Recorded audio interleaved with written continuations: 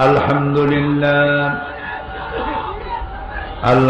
لله نحمده ونستعينه ونستغفره ونعوذ بالله من شرور أنفسنا ومن سيئات أعمالنا من يهد الله فلا مضل له ومن يضلل فلا هادي له ونشهد أن لا إله إلا الله وحده لا شريك له ونشهد أن سيدنا وحبيبنا ومولانا محمدا عبده ورسوله الذي أرسله بالحق بشيرا ونذيرا وداعيا إلى الله بإذنه وسراجا منيرا فقد قال الله تعالى في كلامه المجيد وفرقانه الحميد أعوذ بالله من الشيطان الرجيم بسم الله الرحمن الرحيم إن الله وملائكته يصلون على النبي يا أيها الذين آمنوا صلوا عليه وسلموا تسليما اللهم صل على مولانا محمد وعلى آل سيدنا مولانا محمد প্রাণ খুলে মহব্বতের সাথে সবাই পড়ুন আল্লাহুম্মা সাল্লি আলা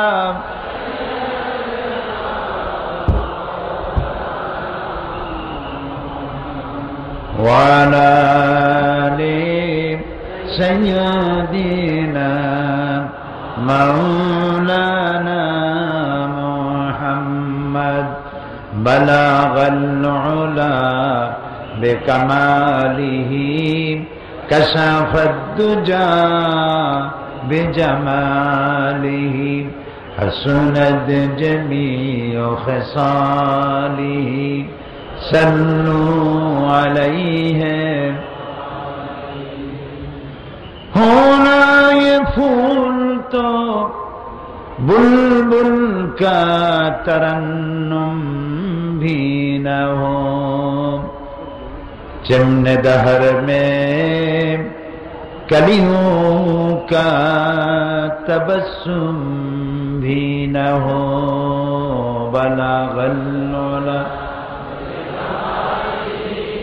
كشف الدجى بجماله حسنت جميع خصاله صلوا عليه আরবের বুকে মক্কার পরে আমিনার যেথায় ঘর খোদার করুণা रहमत हुए झुरसे बारंबार बलागल उला बेकमालिही कशफत दुजा बेजमालिही हसनत जमीअ खसालिही सल्लु अलैहि চট্টগ্রাম ইসলামী সমাজ কল্যাণ পরিষদ কর্তৃক আয়োজিত 5 দিন ব্যাপী ঐতিহাসিক তাফসীরুল কোরআন মাহফিলের 27তম বাৎসরিক মাহফিলের আজকের এই দ্বিতীয় দিবসে সম্মানিত সভাপতি ফজিলাতুল শেখ হযরতুল আল্লামা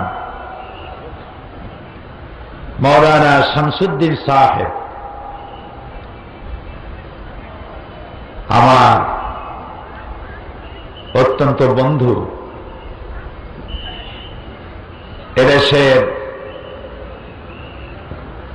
সর্বজনম শ্রদ্ধ পরিচিত ব্যক্তিত্ব, আন্তর্জাতিক খ্যাতিসম্পন্ন মুফাসসির কোরআন হযরত মাওলানা লুৎফুর রহমান সাহেব, হযরত উলামায়ে কিরাম,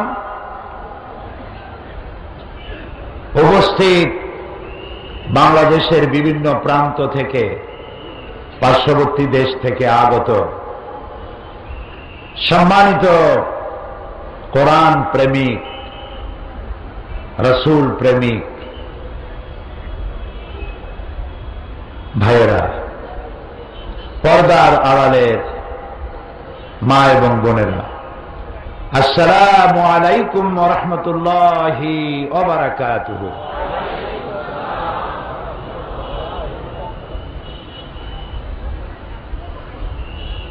অমুসলিম ভাইদের জন্য যারা মাহফিলে এসেছেন তাদেরকে আন্তরিক শুভেচ্ছা এবং মোবারকবাদ। যেসব সম্মানিত সাংবাদিক বৃন্দ, প্রিন্টিং অ্যান্ড ইলেকট্রনিক মিডিয়া, যারা মাহফিলকে কষ্ট করে পরিশ্রম করে পত্রপত্রিকা, রেডিও টেলিভিশনের মাধ্যমে দেশ থেকে দেশান্তরে ছড়িয়ে দেওয়ার প্রচেষ্টায় নিয়োজিত, সেসব সাংবাদিক বৃন্দকে জানাই অন্তরের অন্তঃস্থল থেকে মোবারকবাদ। প্রিয় ভাই সব, কোরআনে কারিমের মাহফিলে আল্লাহ তাআলা যে আমাদের আসার তৌফিক দিয়েছেন, এজন্য মনিবের দরবারে শুকরগুজার হচ্ছি। সর্বপ্রথম বিনীতভাবে উচ্চারণ করছি আলহামদুলিল্লাহ, রব্বানা লাকাল হামদ হামদান কাসীরান তাইয়্যিবান মুবারাকান ফীহি ইয়া রাব্বি লাকাল হামদু কামা ইয়ানবাগি লিজালালি ওয়াজহিকা ওয়া আযীমি সুলতানিকা। প্রাণ ভরে আমরা আমাদের মনিবের প্রশংসা করলাম, বলি আলহামদুলিল্লাহ। কোরআন আরবি ভাষায় নাজিল হয়েছে, আর আমাদের ভাষা আরবি নয়, আমাদের ভাষা কি? বাংলা। আর আজ হচ্ছে ঐতিহাসিক ভাষা দিবস, আন্তর্জাতিক মাতৃভাষা দিবস, ঐতিহাসিক 21শে ফেব্রুয়ারি। গোটা জাতি এ দিবসকে শ্রদ্ধার সাথে পালন করেছে। মাতৃভাষা হচ্ছে আল্লাহ রাব্বুল আলামিনের সেরা দান। তিনি মানুষকে কথা বলার তৌফিক দিয়েছেন, পাখিকে ভাষা দিয়েছেন, পিঁপড়াকে ভাষা দিয়েছেন। পিঁপড়াও কথা বলেছে, পিঁপড়ার ভাষা আছে। পিঁপড়ার ভাষা আছে না? আপনারা দেখেছেন পিঁপড়া যখন যে পথে যায়, যার সাথে দেখা হয়, কানে কানে কি যেন বলে যায়, সম্ভবত SMS করে। পিঁপড়ার ভাষা বোঝার তৌফিক আল্লাহ তাআলা দিয়েছিলেন সুলাইমান আলাইহিস সালামকে। মানতিকাত তায়র, তিনি পাখির ভাষা বুঝতেন, প্রাণীর ভাষা বুঝতেন। সুলাইমান আলাইহিস সালাম যাচ্ছেন, আর পিঁপড়া বলছে তার সাথী সঙ্গীদেরকে যে সুলাইমান আসতেছে তার সৈন্য সামন্ত নিয়ে, তাড়াতাড়ি গর্তে লুকাও, তা না হলে তাদের পদতলে পিষ্ট হয়ে মরবে। সুলাইমান আলাইহিস সালাম পিঁপড়ার রাজারে হাতে উঠায় নিলেন। আমাদের দেশে পিঁপড়ার রাজা আছে না, চেনেন? কেমন দেখা যায়? ভালোই দেখা যায়। পিঁপড়ার রাজারে সুলাইমান আলাইহিস সালাম হাতে উঠাইছেন। পিঁপড়াকে তিনি প্রশ্ন করছেন, পিঁপড়া জবাব দিচ্ছে। পিঁপড়া প্রশ্ন করছে, সুলাইমান আলাইহিস সালাম জবাব দিচ্ছেন। ভাষা না জানলে কি জবাব দিতে পারতেন?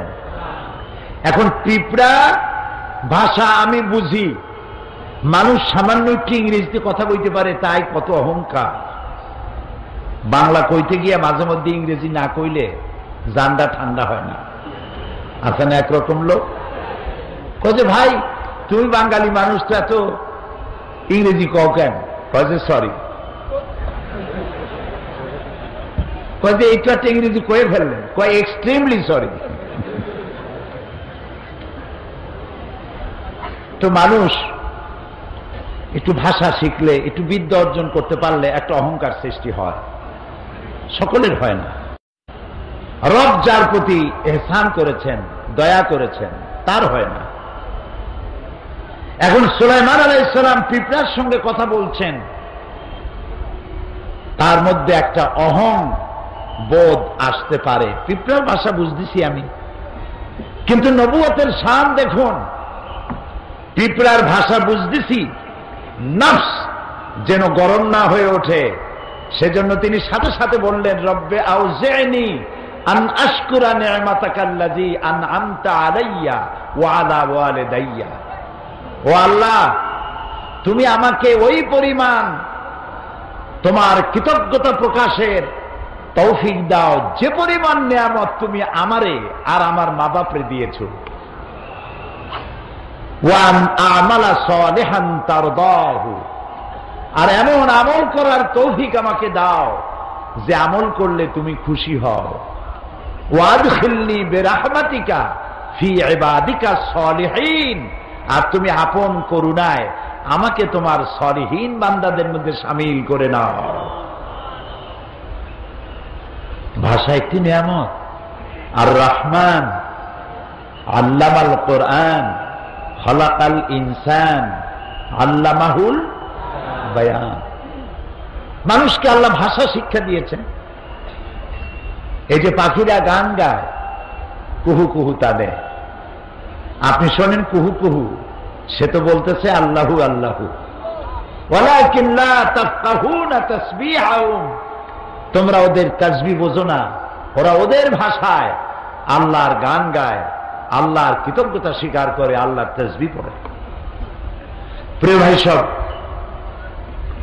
মাতৃভাষা আল্লাহর দান। আল্লাহ তাআলা বলছেন, ওমা আরসালনা মির রাসূলিন ইল্লা বিলিসানি কওমি লিয়ুবায়্যিনা লাহু। আমি এমন কোন নবী পাঠাই নাই যে নবীকে তার জাতির মাতৃভাষায় পাঠাই নাই। এই মাতৃভাষায় নবী পাঠাইছি এই জন্য যাতে করে তারা আমার বাণীগুলিকে তার জাতিকে বুঝায় দিতে পারে। আল্লাহ নবী পাঠাবেন আরব দেশে, সেজন্য লন্ডন থেকে নবী বানায় আনেন নাই। ইংরেজি কইলে আরবরা বুঝবে কি, ঠিক কিনা? সুতরাং যে জাতি কাছে আল্লাহ নবী পাঠাবেন সেই জাতির মাতৃভাষায় আল্লাহ নবী পাঠিয়েছেন। এই ভাষা হচ্ছে আল্লাহর দান।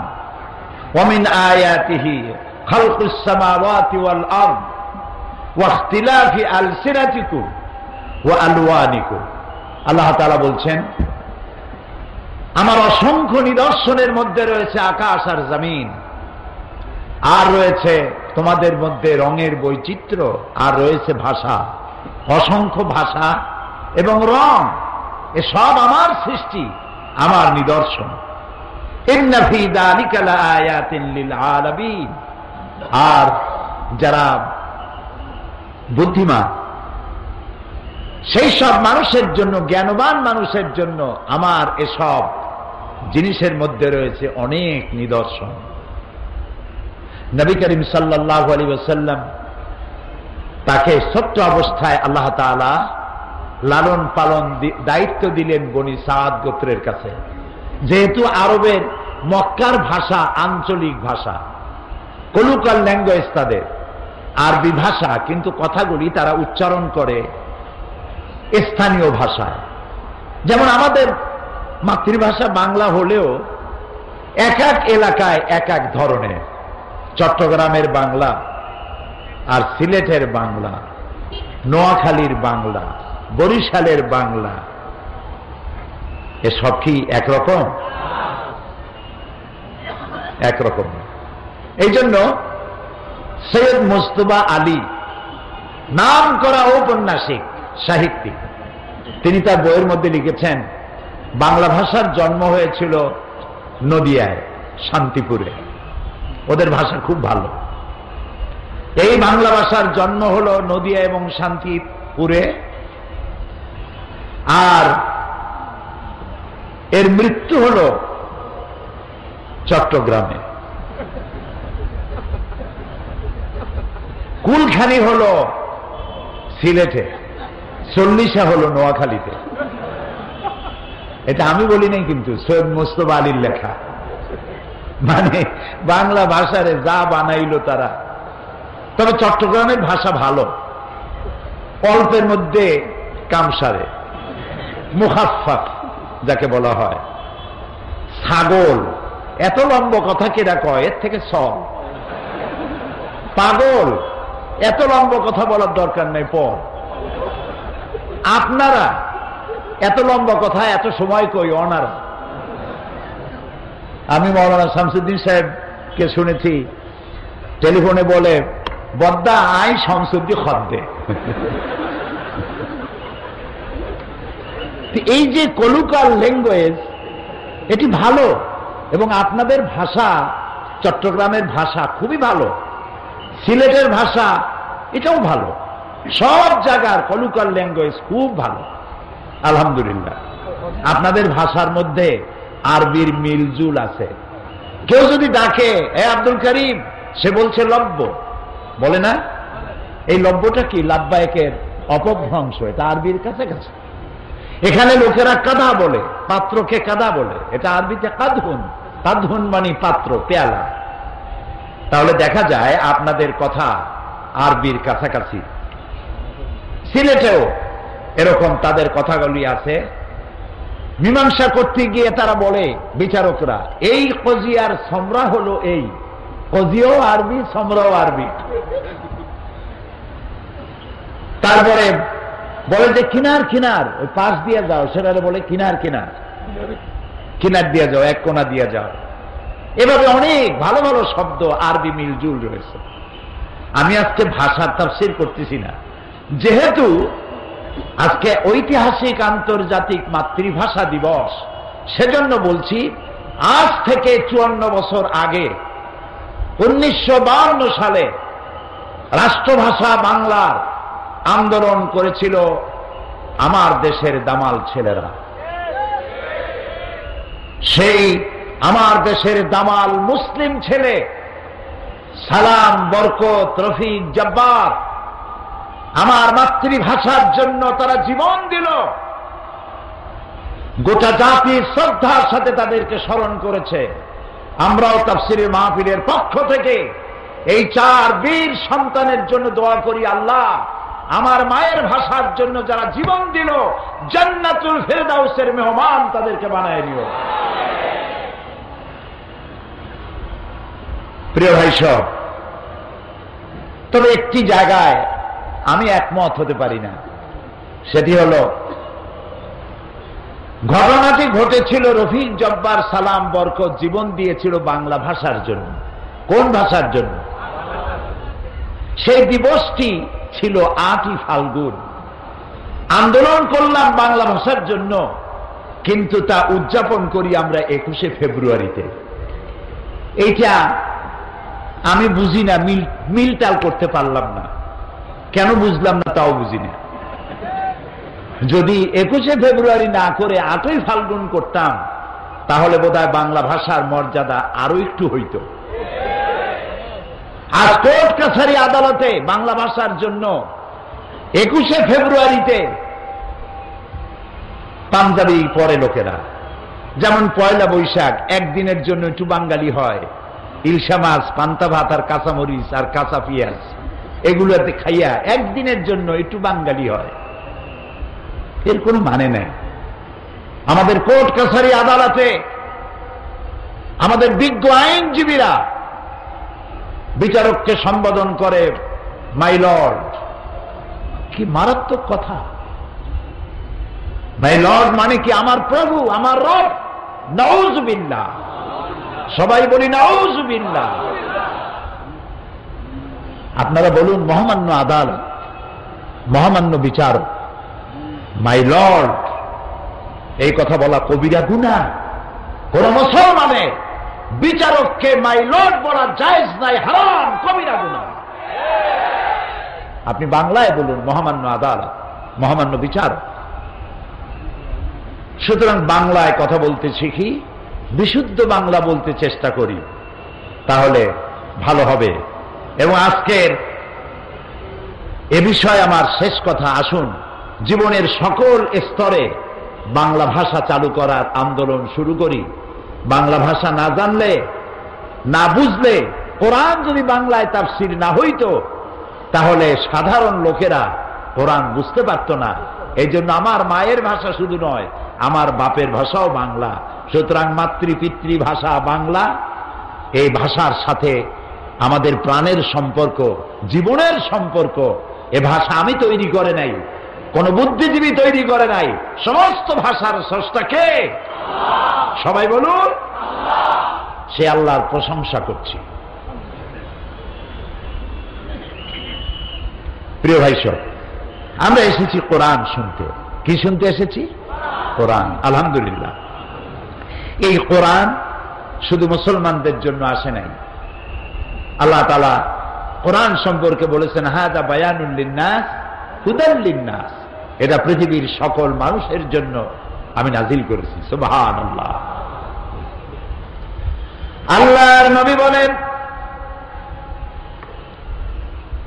লা তুহসাব আজাইবুহু ওয়ালা তুবলা গারাইবুহু ফীহি মাসাবিহুল হুদা ওয়া মানারিল হিকমা। আল্লাহ তাআলা বলেন, আল্লাহর নবী বলেন, এই কোরআন কোনদিন পুরাতন হবে না, জীর্ণ হবে না, শীর্ণ হবে না। এই কোরআনের বিস্ময়কারিতা, এই কোরআনের আশ্চর্য অবস্থা, বিস্ময়কারিতার কোনো শেষ নাই। বিজ্ঞানের আবিষ্কার যত বাড়বে, বিজ্ঞান যতই অগ্রসর হবে, ততই কোরআনের কাছে বিজ্ঞানীরা ভিক্ষুকের মতো কিয়ামত পর্যন্ত হাত তুলে থাকবে। এটা শেষ নাই, কোনদিন পুরাতন হবে না। এক এক বছর করে করে 26টি বছর এই মাঠে, সেই মিউনিসিপ্যাল হাই স্কুল মাঠ চট্টগ্রাম, তারপরে কলেজিয়েট হাই স্কুল মাঠ, এরপরে হাই স্কুল থেকে কলেজ, কলেজ থেকে প্যারেড ময়দান পর্যন্ত 26 বছর পার করলাম। এই কথা যদি শুনতে মধুর না হতো, ভালো না লাগতো, তাহলে প্রত্যেক বছর সারা বাংলাদেশ থেকে, পার্শ্ববর্তী দেশ থেকে প্রতিদিন এত লোক কি আসার কথা? এত লোক আসার কথা? এটি কার বাণী? বলেন, আমার আল্লাহর বাণী। এটা কার বাণী? আমার আল্লাহর বাণী। তাই যত শুনি তত মজা লাগে। ফিহে মাসাবিহুল হুদা ওয়া মানারিল হিকমা, এটা হচ্ছে হেদায়েতের সুউচ্চ মশাল আর বিজ্ঞানের বিশাল মিনার। বিজ্ঞানে ভরা, দর্শনে ভরা, জীবনের সমস্ত কিছু দিয়ে ভরা এ কোরআন। সুবহানাল্লাহ। আল্লাহ তাআলা কোরআনে কারীমের মধ্যে বলেছেন, ওয়া কুল্লা ইনসানিন আলজামনাহু, আমি প্রত্যেকটি মানুষের গলার মধ্যে এখানে ছোট্ট ছোট্ট একটি ঘুটলির মতো রেখে দিয়েছি, যেটার ভেতরে তার সারা জীবনের সমস্ত কাজ আর কথাগুলি লিপিবদ্ধ হয়। এবং কিয়ামতের দিন ওটি তার হাতে দিয়ে দেব আর বলবো, ইকরা কিতাবাক এবার তুমি তোমার কিতাব পড়ো, জীবনে কি করেছিলে। প্রশ্ন ওঠে যে ছোট্ট একটা ঘুটলি এই গলার কাছে একটা মানুষ বাঁচে 50, 60, 70, 80, 100, 150, আগে তো আরো বেশি বাঁচত। সারা জীবনের সমস্ত কথা আর কাজ এই ছোট্ট এতটুকু একটা ঘুটলির মধ্যে কেমনে লিপিবদ্ধ হবে? প্রশ্ন উঠেছে। জবাব কি কঠিন না সহজ? আপনারা অনেকে আন্দাজেই কইছেন সহজ। সহজ যে কেমনে বোঝেন নাই। সহজ এইভাবে, আপনাদের সকলের কাছে এখন মোবাইল আছে, আছে না? টিভিতে দেখলাম এখন ভিক্ষুকরাও নাকি মোবাইল ব্যবহার করে। মোবাইল করে বলে, সাহেব আমারে চিনেছেন? কয় না, চিনি নাই তো। কয় আমি ওই ফকির সাহেব, সোনারগাঁ হোটেলের সামনে যে গাড়িতে দেখা হয়েছিল, আপনি বাসায় কখন থাকবেন, আমি সেই সময় আসবো, আমার কিছু ভিক্ষা দেবেন। ওরাও এখন ব্যবহার করছে। এই মোবাইলের সিমের ভিতরে কত কিছু আছে। এটা একটা মিনি কম্পিউটার, এর মধ্যে শত শত telephone number, email, internet, website সহ সব কিছু। আমি গত রমজান মাসে মক্কা শরীফ থেকে বাংলাদেশে ফিরছি, জেদ্দায় এসেছি। একটা মোবাইল কেনা দরকার। একটা মোবাইলের দোকানে গেলাম, যেটা পছন্দ হয় না সেগুলির দাম কম, যেটা পছন্দ হইল ওইটার দাম বেশি। পছন্দ হইল সেটার দাম 1600 রিয়াল। আমি বললাম, ভাই এত পয়সা তো আমার নাই, আমি অন্য দোকান দেখি। পিছনে এক লোক দাঁড়ানো, আমি তারে দেখিও নাই, চিনিও না। সে কয় যে ওইটা কি আপনার পছন্দ? আমি বললাম, ভাই আমার কাছে তো পয়সা নেই, এটা নেবো না, আমি অন্য দোকানে গিয়ে দেখি যে আমি একটা কম দামের পাই নাকি। কয় যে আপনার দাম দিয়া কাম কি, আমার বাড়ি চট্টগ্রাম, এটা আমি আপনার হাদিয়া দেব। চট্টগ্রামের ফজিলত বয়ান করতেছি না, অন্য কথা বলবো। মোবাইলটা আমারে দিল এবং একটা মেমোরি কার্ড কিনলো সে, ছোট্ট, আমার এই যে আপনার আঙ্গুলের যে কর, এই করের অর্ধেক একটা মেমোরি কার্ড। এই কার্ডটা ভিতরে ঢুকায় দিল আর বলল এইটার ভিতরে 30 পারা কোরআন শরীফ ঢুকানো আছে। কাবা শরীফের ইমাম ফজিলাতুল শেখ আব্দুর রহমান আস-সুদাইস, ফজিলাতুল শেখ সৌদ আশ-শুরাইম, এই দুইজনের তেলাওয়াত করা 30 পারা কোরআন আমার মোবাইলের মধ্যে ঢুকানো। যখন যার তেলাওয়াত যে সূরা শুনতে ইচ্ছা করে শুনতে পারি।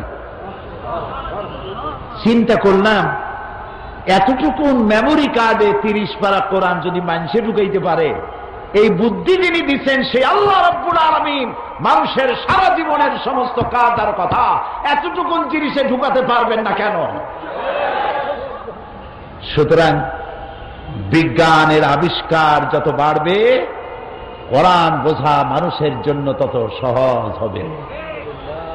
যদি কোথাও বিজ্ঞান আর কোরআনের মধ্যে কন্ট্রাডিকশন হয়, তাহলে বুঝতে হবে বিজ্ঞান ব্যর্থ, কোরআন সফল।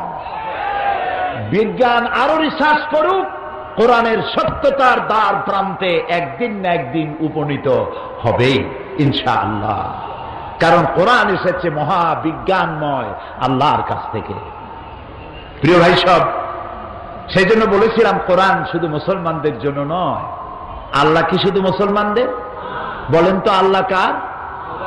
সবাই। আল্লাহ যদি মুসলমানদের হইতো তাহলে তো আমরা পড়তাম আলহামদুলিল্লাহ রব্বিল মুসলিমিন, ঠিক না ভাই? আলহামদুলিল্লাহ রব্বিল আউলিয়া ওয়াল মুত্তাকিন, আলহামদুলিল্লাহ রব্বিল মুরসালিন, এগুলি পড়ি। কি পড়ি? পড়েন আমার সাথে, আলহামদুলিল্লাহি রব্বিল আলামিন। সুবহানাল্লাহ, সুবহানাল্লাহ। সমগ্র বিশ্বের একচ্ছত্র অধিপতি মালিক তিনি সকলের। আমি হিন্দুদেরকে সম্বোধন করেছি, খ্রিস্টান, বৌদ্ধ, উপজাতীয়দেরকে সম্বোধন করেছি, কারণ আপনাদের সাথে আমাদের কোনো শত্রুতা নাই। আপনারা আমাদের ভাই, আপনাদের সাথে আমাদের সুসম্পর্ক। কোরআন আমার জন্য শুধু নয়, আপনার জন্য, কারণ আল্লাহ শুধু আমার না আপনারও। আপনি ভগবান ডাকুন, ঈশ্বর ডাকুন, পরমেশ্বর ডাকুন, এক ব্রহ্মা দ্বিতীয় নাস্তি বলুন, গড ডাকুন, যেই নামে ডাকুন, যাকে উদ্দেশ্য করে ডাকছেন তিনি তো আল্লাহ। তিনি কে? তিনি সকলে, তিনি হচ্ছেন রব্বুল আলামিন। আর এই কোরআন যেটা তিনি অবতীর্ণ করেছেন শুধুমাত্র মুসলমানদের জন্য এই কোরআন আসে নাই। আল্লাহ রব্বুল আলামিন, কোরআন হচ্ছে যিকরুল লিল আলামিন, সমস্ত মানব গোষ্ঠীর জন্য আল্লাহ কোরআন নাজিল করেছে। আমরা সুবহানাল্লাহ বলবো না? আলহামদুলিল্লাহ। এখন আল্লাহ সকলের, কোরআনও সকলের, নবী শুধু আমাদের নাকি? জি। এবার দেখুন, কোরআন আল্লাহ সকলের, কোরআনও যার কাছে কোরআন নাজিল হইল তার সম্পর্কে আল্লাহ কি বলছেন? ওয়ামা আরসালনাকা ইল্লা রাহমাতাল লিল আলামিন। নবী হে, আমি আপনাকে আমার গোটা সৃষ্টি জগতের জন্য, হোল ম্যানকাইন্ড, সমস্ত মানব গোষ্ঠী, এমনকি সৃষ্টি জগতের জন্য আপনি আমার করুণার মূর্ত প্রতীক, আপনি আমার রহমত। সৃষ্টি জগতের জন্য। নবী করিম সাল্লাল্লাহু আলাইহি সাল্লাম হেঁটে যাচ্ছিলেন, দেখলেন একটা উট দাঁড়ানো, রাসূলের দিকে তাকায় আছে, উটের চোখ দিয়ে পানি পড়তেছে।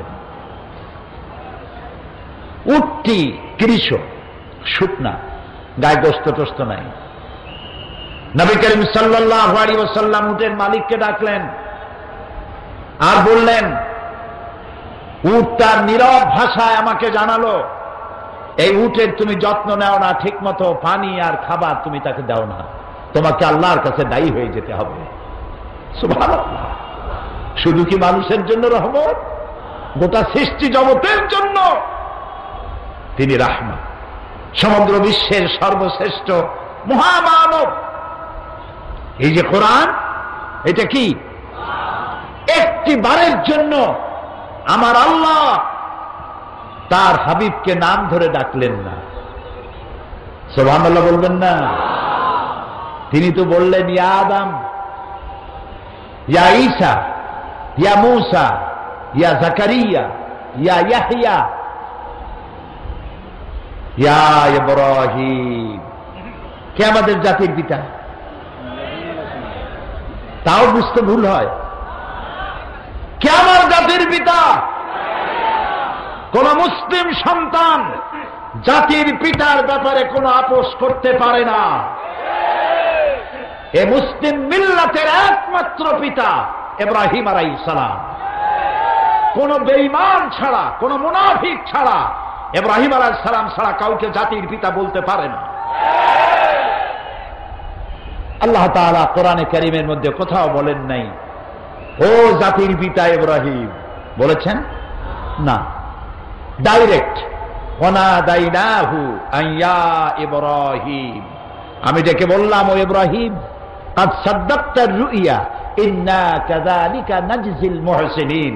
ও ইব্রাহিম, তুমি তোমার স্বপ্নকে বাস্তবে রূপ দিয়েছো, আর আমি এভাবে করি মুহসিনিনদেরকে আমি জাযা দান করি, পুরস্কৃত করে থাকি। সবাই নাম ধরে ডাকলেন। গোটা কোরআনে কারীমের মধ্যে আল্লাহ রাব্বুল আলামিন একটি জায়গায়ও ইয়া মুহাম্মদ, ইয়া আহমদ বলে কোথাও ডাকলেন না, বরং আল্লাহ রাব্বুল আলামিন বললেন, ও মানুষেরা, তোমরা যেমন পরস্পর পরস্পরকে নাম ধরে ডাকাডাকি করো, এইভাবে করে আমার নবীকে কখনো নাম ধরে ডাকবা না। কখনো আমার নবীকে নাম ধরে ডাকবে না। সুবহানাল্লাহ। আল্লাহ তাআলা নিষেধ করে দিলেন।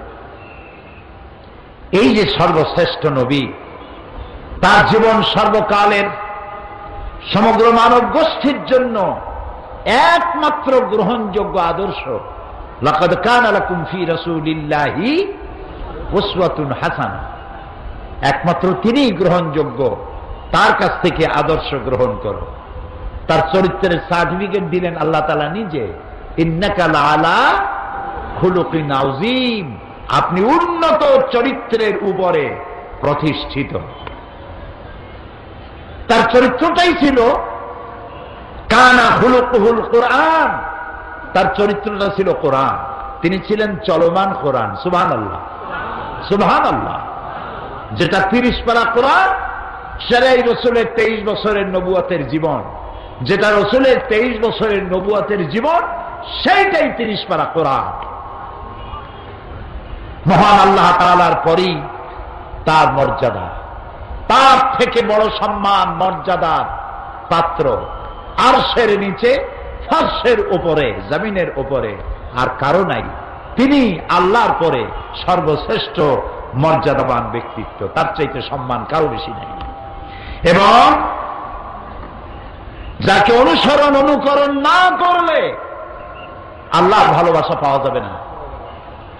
আল্লাহ তাআলা বলছেন, কুল ইন কুনতুম তুহিব্বুনাল্লাহা ফাত্তাবিউনি ইউহিব্বুকুমুল্লাহ ওয়া ইয়াগফির লাকুম যুনুবাকুম ওয়াল্লাহু গফুরুর রহিম। আল্লাহ তাআলা বলেন, হে নবী আপনি বলুন, তোমরা যদি আল্লাহকে ভালোবাসো, আমরা কি আল্লাহকে ভালোবাসি? আমি গতকাল বলেছি কিছু কিছু প্রশ্ন আছে ঈমানের সাথে জড়িত, জবাব দিতে দেরি করলে শয়তান খুশি হবে। এগুলো তো ঈমানের প্রশ্ন। আমরা কি আল্লাহরে ভালোবাসি? হ্যাঁ, এইবার না বোঝা গেল শয়তান অসন্তুষ্ট হয়ে গেছে। খুশি হয়েছে কে? তবে ভালোবাসা একতরফা হয় না, ভালোবাসার জন্য কি লাগে? দুই তরফের ভালোবাসা লাগে। আল্লাহ তাআলা বলছেন যে আমারে যদি ভালোবাসো, আমি তোমাদের ভালোবাসবো, সেজন্য একটা শর্ত আছে। শর্তটা কি? হে রাসূল আপনি বলেন আমার অনুসরণ করো, আমার অনুকরণ করো। যদি মানুষেরা আমাকে ভালোবাসার দাবিদার যারা, তারা যদি হে রাসূল আপনার অনুসরণ অনুকরণ করে, ইউহিব্বুকুমুল্লাহ বলে দেন, আল্লাহ তোমাদের ভালোবাসবেন। আর শুধু ভালোবাসবেন না, তোমাদের तमाम জিন্দেগীর সকল গুনাহ খাতাকে আল্লাহ তাআলা মাফ করে দিবেন। ভালোবাসা হচ্ছে, রাসূলকে ভালোবাসা ঈমানের সবথেকে গুরুত্বপূর্ণ বিষয়। যাকে জীবনের চাইতে ভালো না বাসতে মুমিন হওয়া যায় না। লা ইউমিনু আহাদুকুম হাত্তা আকুনা আহাব্বা ইলাইহি মিন ওয়ালিদিহি ওয়া ওয়ালাদিহি ওয়ান নাসি আজমাইন, মুত্তাফাকুন আলাইহি। বুখারী মুসলিমের হাদিস। রাসূলুল্লাহ বলছেন তোমাদের মধ্যে কেউ মুমিন হতে পারবে না যতক্ষণ পর্যন্ত তোমরা তোমাদের নিজেদের ছেলে মেয়ে, পিতা মাতা, ধন সম্পদ, সারা পৃথিবীর মানুষ, এমনকি নিজের জীবনের চাইতে আমাকে ভালোবাসতে না পারবে, ততক্ষণ পর্যন্ত মুমিন হতে পারবে না। এই যেখানে মুসলমানদের সাথে রাসূলের সম্পর্ক, সেই নবীর আদর্শের সাথে, সেই নবীর অবদানের সাথে, সেই নবীর জীবনে এই পৃথিবীর মানুষের সভ্যতার বিকাশে, এ মানব গোষ্ঠীকে সত্যিকারের মানবার পেছনে যার অবদান সর্বাধিক, তার সাথে আদর্শ দিয়ে আদর্শের মোকাবেলা করতে না পেরে পৃথিবীর নাস্তিক, মুরতাদ, মুশরিক, ইহুদি, নাসারা ঐক্যবদ্ধ হয়ে ইসলাম এবং তার নবীর বিরুদ্ধে তারা মিডিয়া সন্ত্রাসের আশ্রয় গ্রহণ করেছে। এবং এই মিডিয়া সন্ত্রাসের মধ্য দিয়ে নবী করিম সাল্লাল্লাহু আলাইহি ওয়াসাল্লামকে অমর্যাদা করার জন্য তারা ঐক্যবদ্ধ হয়েছে। 1972 এবং 73-এ তদানীন্তন সরকারের আমলে আমাদের দেশে কবি নামের কলঙ্ক, জাহান নামের কীট, নর্দমার পোকা, দাউদ হায়দার নামে এক অসভ্য নরপশু রাসূলুল্লাহকে গালি দিয়ে কবিতা লিখেছিল। যখন বাংলাদেশের মানুষ সমুদ্রের উত্তাল ঢেউয়ের মতো যখন ফুঁসে উঠল, সরকার, সেই সময়ের সরকার তাকে শাস্তি না দিয়ে বিদেশ যাওয়ার সুযোগ করে দিয়ে সুখী জীবন যাপনের সুযোগ করে দিল। কয়েক বছর পূর্বে ভারতীয় বংশোদ্ভূত ব্রিটিশ নাগরিক সালমান রুশদি কোরআনে কারীমকে স্যাটানিক ভার্সেস বলে বই লিখল। আমাদের মা বিশ্বজননী উম্মুল মুমিনিন হযরত আয়েশা রাদিয়াল্লাহু তাআলা আনহার নামে কুৎসা রচনা করল, রাসূলকে গালি দিল। যে দেশে সে বসবাস করে সেই দেশ তার নিরাপত্তার জন্য বিলিয়ন বিলিয়ন অর্থ খরচ করল, কিন্তু তাকে শাস্তির বিধান করল না। তাকে পুরস্কারের ব্যবস্থা করা হলো, নিরাপত্তার ব্যবস্থা করা হলো। এর বিরুদ্ধে পৃথিবীতে প্রতিবাদ করতে গিয়ে বহু মুসলমান শহীদ হয়েছে। মুসলমানের অবস্থা তো এই, অনেক মুসলমান আছে নামাজ পড়ে না, রোজা রাখে না, মদ খায়, মিথ্যা কথা বলে, কিন্তু রাসূলকে গালি দেওয়া হয়েছে, এটা শোনা মাত্রই সে বেরিয়ে যায়। আমি অপরাধী, নামাজ পড়ি না, এটা ঠিক, মদ পান করি সেটাও ঠিক, কিন্তু রাসূলুল্লাহকে গালি দিলে আমি বাঁচব কেন? শহীদ হয়ে যায়, মরে যায়, সে জীবন দিয়ে দেয়।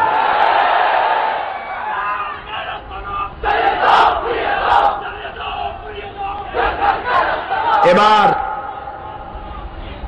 একের পর এক মুসলমানদের ঈমান টেস্ট করা শুরু করেছে ইসলামের বিদ্বেষীরা। এই পৃথিবীর মানচিত্রে একটি দেশের নাম ডেনমার্ক। ডেনমার্কের একটি পত্রিকা নবী করিম সাল্লাল্লাহু আলাইহি ওয়াসাল্লামের ব্যঙ্গচিত্র অঙ্কন করল, তার মাথার উপরে বোমা আকৃতির একটা পাগড়ি পরায় দিল, নাউযুবিল্লাহ। তার দুই পাশে অর্ধনগ্ন দুইটা মেয়ে লোক দিয়ে দিল, নাউযুবিল্লাহ, নাউযুবিল্লাহ। আমি এদেরকে মানুষ মনে করতে পারি না, কোন অবস্থাতেই মানুষ মনে করতে পারলাম না। আমি দুঃখিত, এরা মানুষ না। যদি কৃতজ্ঞতা বোধ থাকতো তাহলে জানা দরকার ছিল এই পৃথিবীতে মনুষ্যত্বের মর্যাদা দিয়েছেন এক ব্যক্তি, তার নাম মুহাম্মদ সাল্লাল্লাহু আলাইহি ওয়াসাল্লাম। পৃথিবীর মানুষকে সভ্য বানিয়েছেন, ভদ্র বানিয়েছেন, নারীর মর্যাদা দিয়েছেন, শ্রমিকের অধিকার দিয়েছেন, শিশুর অধিকার দিয়েছেন, সাদা এবং কালো মানুষের পর্বত সম বৈষম্য দূরীভূত করে একই সমান্তরালে এনে দিয়েছেন। গোটা বিশ্ব, সমগ্র বিশ্বের মানব গোষ্ঠী যদি তার কলিজা বুক থেকে নিজেরা নিজে ছিঁড়ে রাসূলের কদমের উপরে রেখে দেয়, রাসূল পৃথিবীকে যে ঋণী করেছেন সেই ঋণ শোধ হবে না। বিশ্ব মানবতার মহানবীর এই ব্যঙ্গচিত্র ফুঁসে উঠল পৃথিবী, গর্জে উঠল মুসলিম উম্মাহ। কোনো বিচার পাওয়া গেল না। যেখানে এটা বন্ধ করে দেওয়ার কথা ছিল বন্ধ না করে Italy, Germany, France, Bulgaria, Belgium, যুক্তরাষ্ট্র, ইটালি, বিভিন্ন দেশে নবী করিম সাল্লাল্লাহু আলাইহি ওয়াসাল্লামের ব্যঙ্গচিত্র, ব্যঙ্গ কার্টুন আঁকাইয়া পৃথিবীর 150 কোটি মুসলমানের কলিজায় আগুন লাগাইয়া দিল।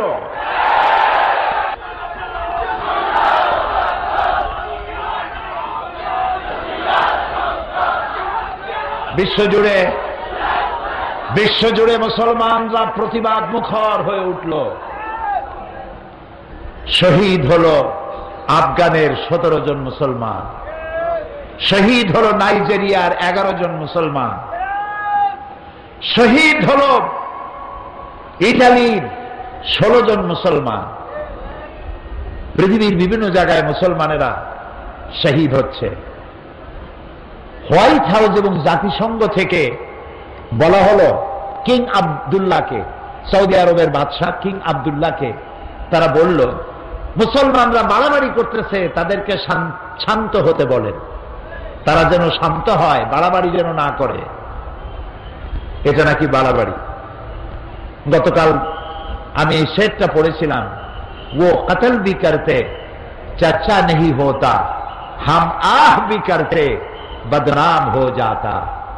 ও যদি মানুষও হত্যা করে তা নিয়ে কোনো পর্যালোচনা সমালোচনা হয় না, কিন্তু আমি তীরের আঘাতে বোমার আঘাতে জর্জরিত হয়ে কষ্ট পেয়ে যদি আহ শব্দ বলি, বদনাম হয়ে যায়। তুই আহ করলি কেন? আমি আহ করতে পারবো না।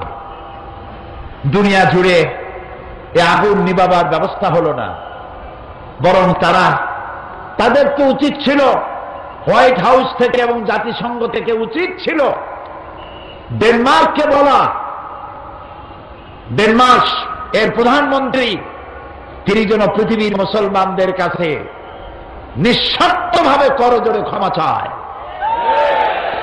এবং যেসব দেশ তাদের পত্রিকায় বিশ্বনবী মুহাম্মদ সাল্লাল্লাহু আলাইহি ওয়াসাল্লামের ব্যঙ্গচিত্র এঁকেছে, তারা যেন তাদের দেশের প্রচলিত আইন দিয়ে এই পত্রিকাগুলির ব্যাপারে আইনগত ব্যবস্থা নেয়। সেটা করা হলো না। আমাদের প্রতিবাদ থামবে না, আমাদের প্রতিবাদ চলতেই থাকবে। অতদিন চলতে থাকবে যতদিন পর্যন্ত ডেনমার্কের কুলাঙ্গার পত্রিকা মানুষ নামের অযোগ্য কলঙ্ক নরপশু সে দেশের সরকার যতদিন পর্যন্ত মুসলমানদের কাছে ক্ষমা না চাইবে এবং পত্রিকার বিরুদ্ধে শাস্তিমূলক ব্যবস্থা না নিবে, পৃথিবীর মুসলমানেরা ঘরে বসে থাকতে পারে না।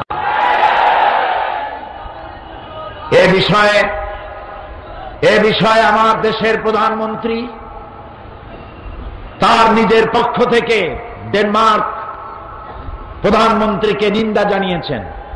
জোটের পক্ষ থেকে, সরকারের পক্ষ থেকে, দেশের 15 কোটি মানুষের পক্ষ থেকে তীব্র নিন্দা এবং ধিক্কার জানিয়েছেন দেশের প্রধানমন্ত্রী।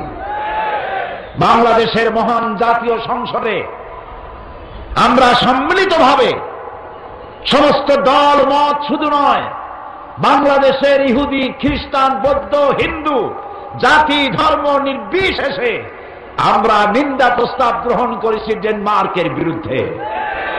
এই নিন্দা প্রস্তাব সর্বসম্মতক্রমে বাংলাদেশের মহান জাতীয় সংসদে পাশ হয়েছে।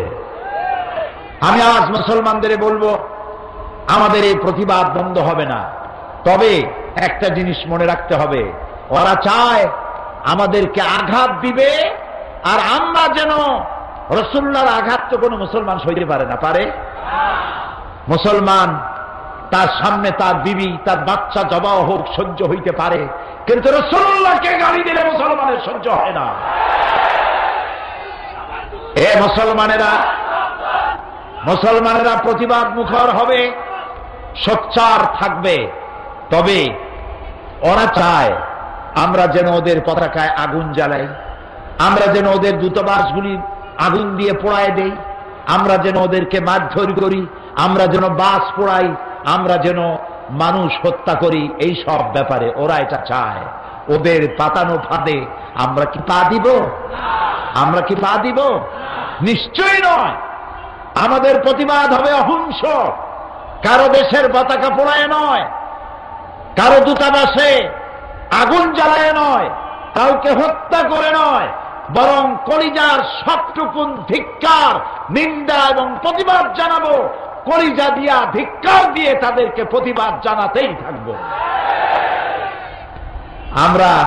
ওরা আমাদেরকে সন্ত্রাসী জাতি হিসাবে চিন্তা পরিচিত করাবার জন্য হাজারো চেষ্টা করছে। এই চেষ্টায় আমরা পাও দেব না। আল্লাহ যেন আমাদেরকে সেই ধৈর্য ধরার তৌফিক দান করেন। আমরা বলি আমিন, আমরা সবাই বলি আমিন। আমরা ড্যানিশ কন্ডেন্স মিল্ক না খাইলে মরে যাব। আজকে শপথ হোক, ডেনমার্কের কোন জিনিস আমরা কিনবো না, হারাম। এবং যেই সব দেশ আমার রসুলকে গালি দিয়েছে, আমার রসুলের ব্যঙ্গচিত্র এঁকেছে, যতদিন পর্যন্ত মুসলমানদের কাছে ক্ষমা না চাইবে ততদিন পর্যন্ত তাদের তৈরি করা কোন পণ্য আমাদের বিক্রি করা, আমাদের বেচা কেনা আমাদের জন্য হারাম ঘোষণা করলাম। আমরা তাদের পণ্য গ্রহণ করব না। আচ্ছা, বাচ্চা যখন পৃথিবীতে এলো তখন তার যেই পাইপ দিয়ে খাবারের যার খাবার তার পথ ছিল সেটা কি থাকলো না গেল? চট্টগ্রামের বাচ্চার কি করে? ওই তারটা রেখে দেয়, কি করে? কাটে ফেলে। আমাদের বরিশালেও কাটে, সারা দুনিয়া কাটে। এখন বাচ্চা খাবে কি? সে তো চিৎকার মারছে ক্ষুধায়।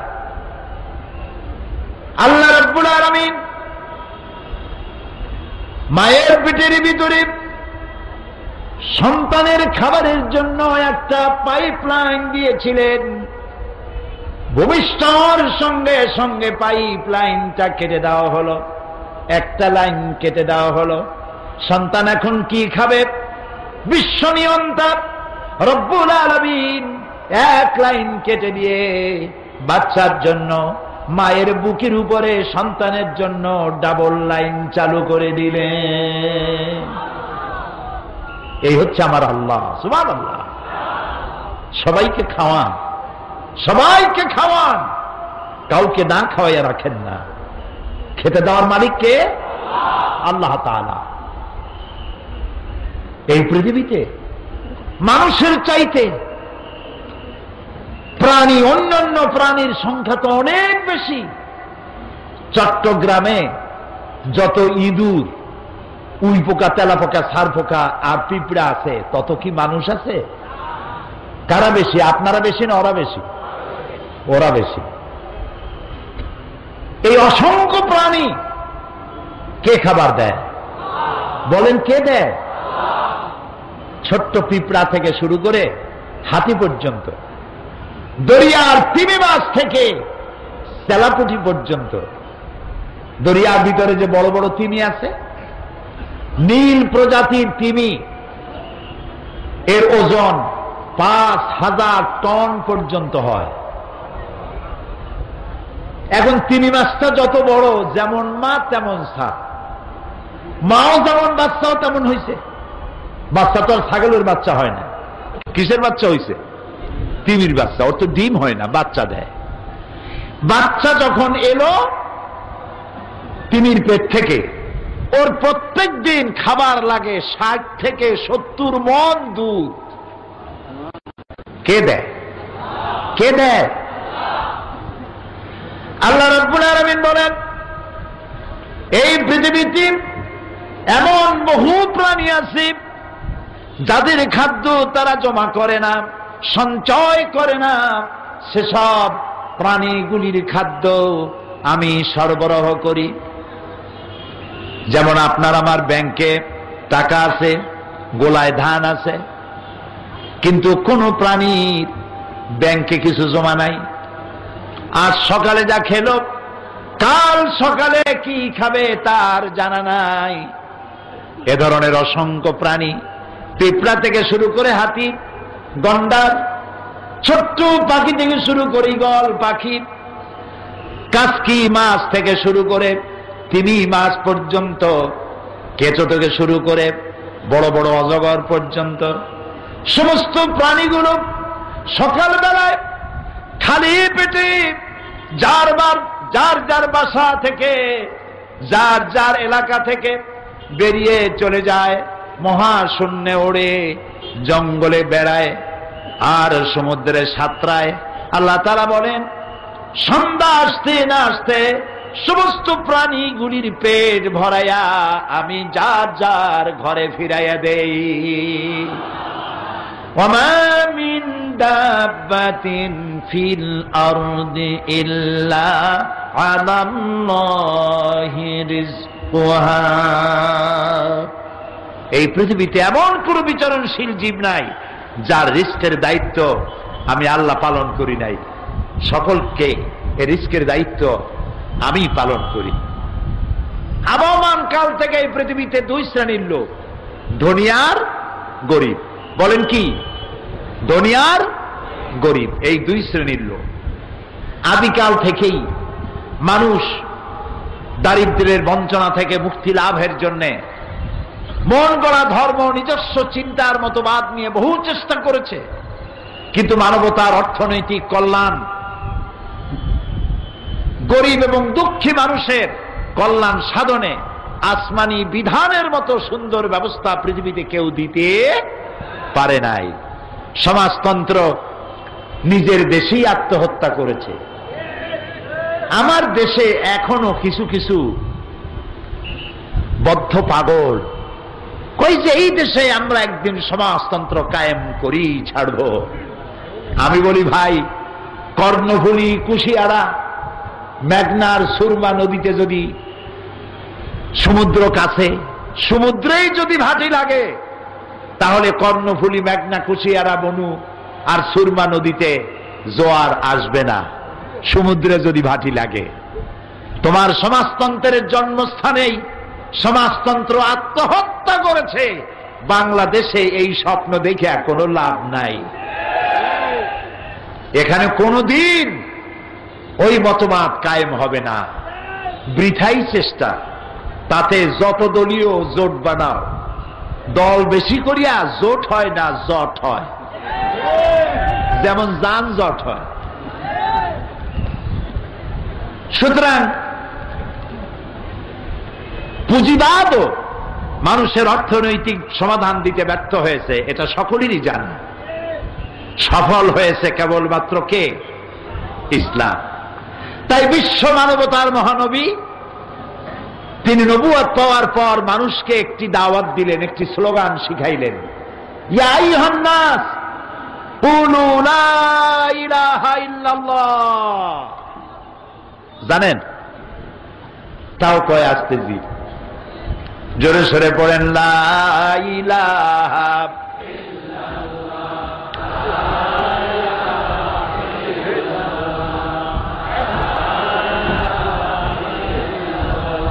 লা ইলাহা ইল্লাল্লাহু মুহাম্মাদুর রাসূলুল্লাহ।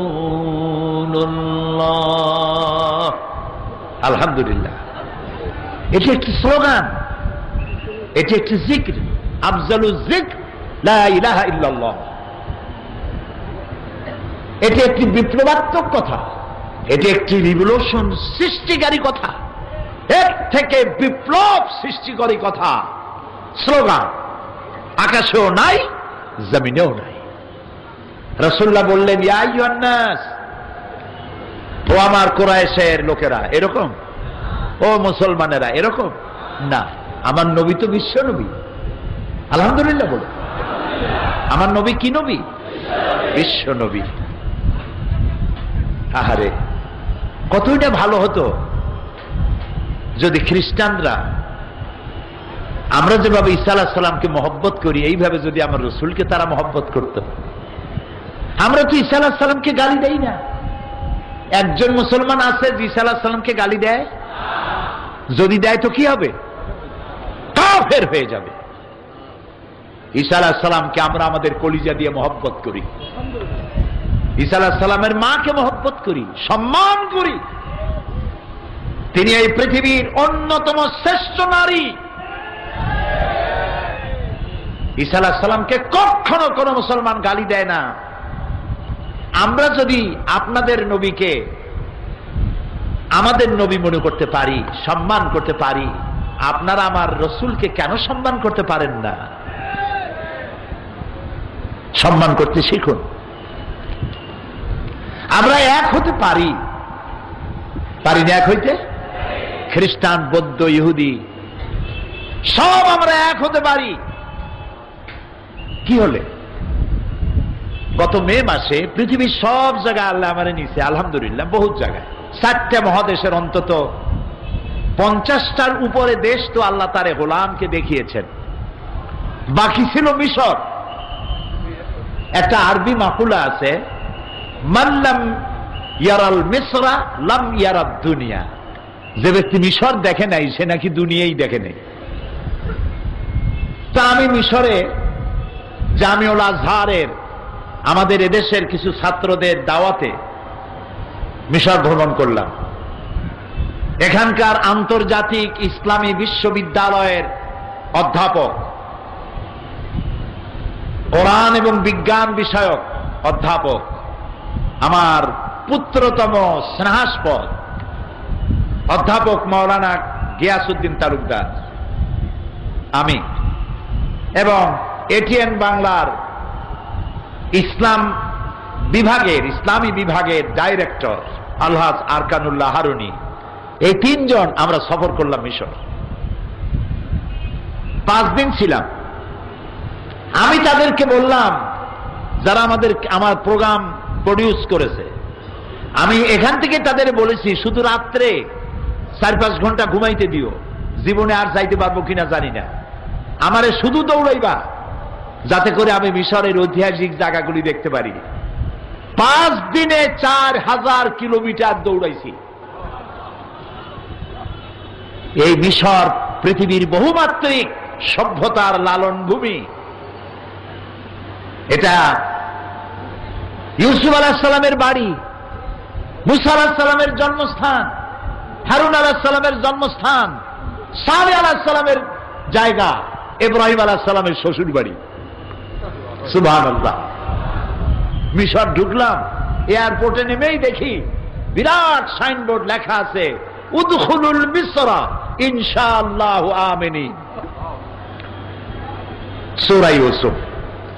ভিতরে ঢুকলাম, তারপরে সব ঘটনা শোনাবো না, প্রাসঙ্গিক কথাটুকু আনবো, যেহেতু আমি মিশরের তাফসীর করতে তো বসিনি। যেখানেই যাই ঘুরে আসবো আপন জায়গায় ইনশাআল্লাহ। আমরা সেখানে আল্লাহ তাআলার মেহেরবানি, আল্লামা বদরুদ্দিন আইনি যিনি বুখারীর সরা লিখেছেন, তার কবর জিয়ারতের তৌফিক আল্লাহ দিলেন।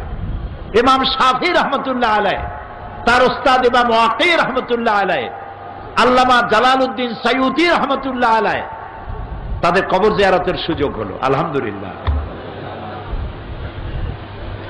হযরত আমর ইবনুল আস রাদিয়াল্লাহু তাআলা আনহুর মসজিদ, 1 লক্ষ মানুষ ভেতরে নামাজ পড়তে পারে। এই মসজিদে আল্লাহ নামাজ পড়ার তৌফিক দিলেন। সব থেকে বড় আশা ছিল আল্লাহ তাআলা মুসা আলাইহিস সালামের সাথে যে জায়গায় কথা বলছে ওই জায়গা দেখতে যাওয়া লাগবে। ফজরের নামাজ পড়ে রওনা হলাম। প্রায় 500 কিলোমিটার দূরে কায়রো থেকে সুইস খালের তলা দিয়া ঘন্টার পর ঘন্টা গাড়ি চালায় চলে গেলাম তুরে সায়না। মনে পড়ে গেল মুসা আলাইহিস সালামের কথা। ফেরাউন চেয়েছে মুসা আলাইহিস সালামকে দুনিয়ায় আসতে দেবে না, আর আল্লাহর পরিকল্পনা মুসা আসবে। কার পরিকল্পনা কাজে লাগবে? মুসা পয়দা হয়েই গেছে। সুবহানাল্লাহ। এখন মুসা আলাইহিস সালামকে আল্লাহর বাঁচানো দরকার ফেরাউনের দুষ্টমি থেকে। তিনি একদিন দেখলেন একজন বনি ইসরাইলের এক লোক আর এক কিপ্তি দুজনে মিলে ঝগড়া লাগছে এবং দুর্বল ব্যক্তি মার খাচ্ছে। তার কাছে অভিযোগ এলো, তিনি একটা থাপ্পড় মারলেন। 1 থাপ্পড়ে, ওনার ইচ্ছা ছিল থাপ্পড় খাই বেটা দৌড় দিবে, কিন্তু পয়গাম্বরী থাপ্পড় তো, থাপ্পড় খাই জায়গায় শেষ। মুসা আলাইহিস সালাম দেখলেন সর্বনাশ হয়েছে তো, তিনি দিলেন দৌড়। আজও দৌড়, কালও দৌড়, পরশুও দৌড়। দৌড়াতে দৌড়াতে 10 দিন পরে গিয়ে তিনি পৌঁছালেন মাদিয়ান। গল্প করতেছি না, কোরআন। সুবহানাল্লাহ। মাদিয়ান যাওয়ার পরে সেখানে তিনি দেখতে পেলেন একটা কুয়া, চতুর্দিকে বহু পুরুষ, 2টা মেয়ে লোক দাঁড়ানো। সন্ধ্যা হয়ে যাচ্ছে। মেয়ে দুটি চেহারার মধ্যে হতাশার ছাপ। প্রশ্ন করলেন, তোমাদের অসুবিধা কি? তারা বললেন, পুরুষেরা জোর করে তাদের উট ছাগলের পানি খাওয়াইতেছে, আমি পারতেছি না মেয়ে লোক হওয়ার কারণে। তিনি পুরুষদের ভিড় ঠেলে পানি উঠাইয়া খাওয়াইলেন। মেয়ে দুটি খুশি হয়ে বললেন, আপনি আমাদের জন্য যে কষ্ট করেছেন, আমাদের বাড়ি আসুন এবং মেহমানদারির সুযোগ দিন। আর তারও মেহমানদারি পাওয়ার দরকার ছিল, না খাওয়া, পরিশ্রান্ত। তিনি বললেন, তোমাদের বাড়ি তো আমি চিনি না, আমার পেছনে থাকো আর নির্দেশ দিতে থাকো কোন দিকে যাব, ডানে না বাঁয়ে। যুবতী মেয়েরা বুঝলো অত্যন্ত চরিত্রবান যুবক, তা না হলে তো আমাদেরকে সামনে হাঁটতে কইতো। সুবহানাল্লাহ কবেন না? মেয়ে দুটি বাড়িতে চলে গেছেন, বাবার কাছে গিয়ে হাজির। বাপকে শুআয়ব আলাইহিস সালাম, আল্লাহর পয়গম্বর। বাপের কাছে মেয়ে দুটি যখন এই বর্ণনা দিয়েছে, পয়গম্বর চিনতে পারে যে ইনিও কোনো সাধারণ মানুষ না, ইনিও বুঝি পয়গম্বর হবে। মেয়ে একটা বিয়ে দিয়ে দিলেন। আল্লামা ইকবাল বলছেন, শাবানি সে কালিমি দো কদম হ্যায় গর ময়স্সর হো কুই শুআয়ব। জওয়ানি থেকে কালিমি, আল্লাহর সাথে কথা বলার পর্যন্ত, যুবক কাল থেকে নিয়ে আল্লাহর সাথে কথা বলার জন্য মাত্র 2 কদম লাগে, যদি কোনো শুআয়ব মুয়াসসার হয়ে যায়। শুআয়ব আলাইহিস সালামের বাড়িতে লালিত পালিত হলেন, 10 বছর থাকলেন। আল্লাহ তাআলা তাকে নবুয়তের মর্যাদার জন্য তৈরি করে ফেললেন। বাচ্চা কাচ্চা নিয়ে ছেলে মেয়ে হয়েছে, ফিরে যাচ্ছেন মাতৃভূমিতে। পৌঁছে গেলেন তুরে সায়নায়। গভীর রাত, প্রচন্ড ঠান্ডা। এই ঠান্ডার ভেতরে রাস্তা হারিয়ে ফেলেছেন, শীতে মারা যাওয়ার উপক্রম। হঠাৎ তিনি দেখলেন দূরে একটি গাছের উপরে যেন আগুন জ্বলে। ফাকালা লিআহলিহিম কুসু ইন্নী আনাস্তু নারান লাআল্লি আতীকুম বিকাবাসিন মিনহা আও আজিদু আলান নারি হুদা। হে আমার পরিবারের লোকেরা, অপেক্ষা করো, আমি দূরে দেখতে পাচ্ছি একটু আগুন, আমি ওখানে যাব, যাইয়া যদি আগুন পাই তাহলে আগুন নিয়ে আসবো, আমরা একটু ঠান্ডা দূর করতে পারবো। আর এও হতে পারে আগুনের সাহায্যে আমাদের হারানো পথ আমরা পেয়ে যেতে পারি। ফালাম্মা তাহা নুদিয়া ইয়া মূসা ইন্নী আনা রাব্বুক। ও মূসা, যেবারে আগুন মনে করছেন আগুনটা গুন্ডা, আমি তোমার রব। আল্লাহু আকবার, আমি তোমার আল্লাহ। ফাখলা আলাইক ইন্নাকা বিল ওয়াদিল মুকাদ্দাসি তুয়া। ও মূসা, তুমি ওয়াদি মুকাদ্দাসে পৌঁছে গেছো। ওয়াদি বলা হয় উপত্যকাকে, আর উপত্যকা হলো 2 পাহাড়ের মাঝখানে ঢালু সমতল জায়গাকে বলা হয় উপত্যকা। আমি যখন আমার সাথীদের নিয়ে ওই জায়গা পর্যন্ত গেছি, আল্লাহর ভয়তে আল্লাহ মুসা আলাইহিস সালাম মুসা আলাইহিস সালামকে বলেছেন, ফাখলানা আলাইক, জুতা খোলো, এখানে আমার নূর পড়েছে, এটা পবিত্র জায়গা। আল্লাহর ভয়তে আমরা জুতো খুলে ফেলেছি অনেক আগে। আজান দিলাম, সম্ভবত গিয়াসউদ্দিন আজান দিয়েছিল। আজান হয়ে গেল, জোহরের নামাজ জামাতে আদায় করলাম। সেই জায়গাটা তাকায়া দেখে চোখে ধন্য মনে করলাম, সে জায়গাটা এখনো আছে যেখানে আমার আল্লাহ মুসা আলাইহিস সালামের সাথে কথা বলছিলেন। আল্লাহু আকবার, আমার চোখ ধন্য, আমার জীবন ধন্য। ওই জায়গায় দেখলাম, আসি মূল কথায়, ওই জায়গায় দেখলাম একদিকে একটা গির্জা আর তার পাশেই একটা মসজিদ, একদম গায়ে লাগানো। খ্রিস্টানের ইহুদিরা গির্জায় ঢুকছে, মুসলমানেরা মসজিদে ঢুকছে। কোনো মারামারি নাই, কোনো ঝগড়াঝাটি নাই। হাজার হাজার নারী পুরুষ যার যার ইবাদত করছে সেখানে গিয়ে। মনে পড়ল আল্লাহ তাআলা কি সুন্দর কথা বলেছেন, কুল ইয়া আহলাল কিতাব তাআলাউ ইলা কালিমাতিন সাওয়াইন বাইনানা ওয়া বাইনাকুম আল্লা না'বুদা ইল্লাল্লাহ। ও নবী, আপনি বলুন, হে আহলে কিতাবের লোকেরা, এসো, তোমরা আর আমরা একটা কথায় একীভূত হই যা তোমাদের জন্য আর আমাদের জন্য সমভাবে প্রযোজ্য। সেটা হলো এই, আল্লাহ না'বুদা ইল্লাল্লাহ, আল্লাহ ছাড়া আমরা কারো দাসত্ব কবুল করব না। ওয়ালা নুশরিকা বিহি শাইআ, আর আল্লাহর সাথে কাউকে অংশীদার স্থাপন করব না। ওয়ালা ইয়াত্তাখিযা বা'দুনা বা'দান আরবাবাম মিন দুনিল্লাহ, আর আল্লাহ ছাড়া কাউকে সুপার পাওয়ার হিসাবে মেনে নেব না।